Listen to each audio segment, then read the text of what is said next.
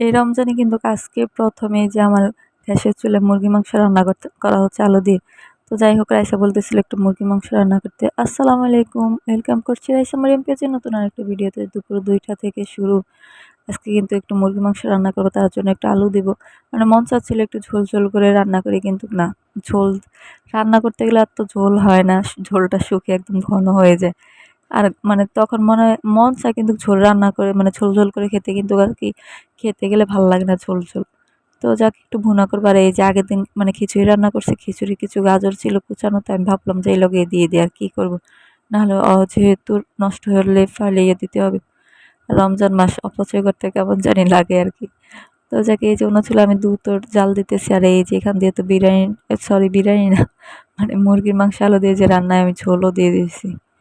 তো সুন্দর করে আমি রান্না-টান্না করে মূলত রাইসের জন্য চিকেনটা রান্না করা। কারণ রাইসে কান্নাকাটি করতেছিল একটু চিকেন দিয়ে ভাত খাবে তার জন্য। তো যাক এই যে এখানে আমি মানে যেহেতু রাইসার ঘুমাচ্ছে, এখন আমি একটু কিভাবে কাজগুলো আগায় নেওয়া যায় ওইটাই ট্রাই করি আরকি। তো শরবতটা গুলে নিচ্ছি, আমার শাশুড়ির শরবত। আমি সবগুলো ভিডিওতে একই কথা বলি যে শাশুড়ির শরবত খায় না। আমি একাই খাই, অল্প একটু বানাই জন্য।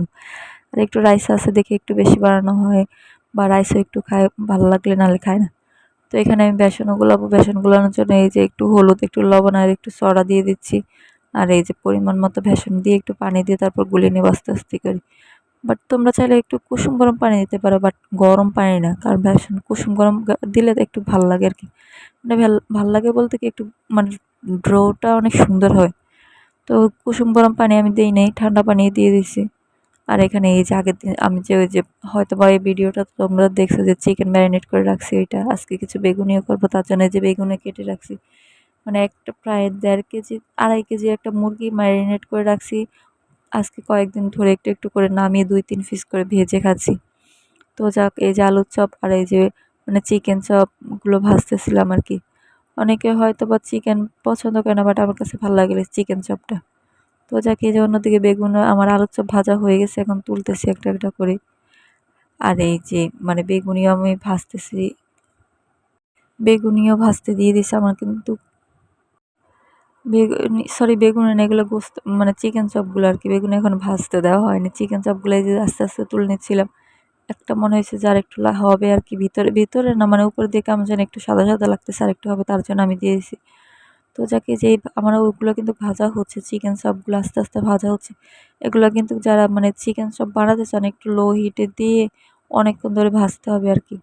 মানে আস্তে, আস্তে দিয়ে দিবেন এক কড়াইতে, যা ভাজার এক কড়াইতে দিয়ে দিবেন আস্তে, আস্তে দিয়ে তারপরে দেখবেন যে ভিতরে একদম মাংসটাও সেদ্ধ হয়ে আসছে। তো অন্যদিকে আমি বেগুনিটাও ভাজতে দিয়ে দিছি। যে বেগুনিটা দেখেন উপরে দিয়ে মনে হইতেছে কি ওই যে হাতের চাপ খেয়ে মানে বেসনটা লাগে নাই, তার জন্য আমি উপরে দিয়ে আবার একটু দিয়ে দিলাম আরকি। ভালো লাগে বেগুনি খাইতে। অনেকে হয়তোবা পছন্দ করেন না, বাট আমাদের কাছে ভাল লাগে। আমরা ভাজা পোড়া সবসময় রেগুলার পছন্দ করি। অনেকে কিন্তু এটা খেতে কেমন জানি আনইজি ফিল করে।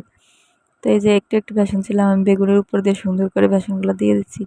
তো যাক ভাজতে, ভাজতে আজকে বিদায় নিচ্ছি এখানেই। আল্লাহ হাফেজ। থাকবেন আপনারা সবাই।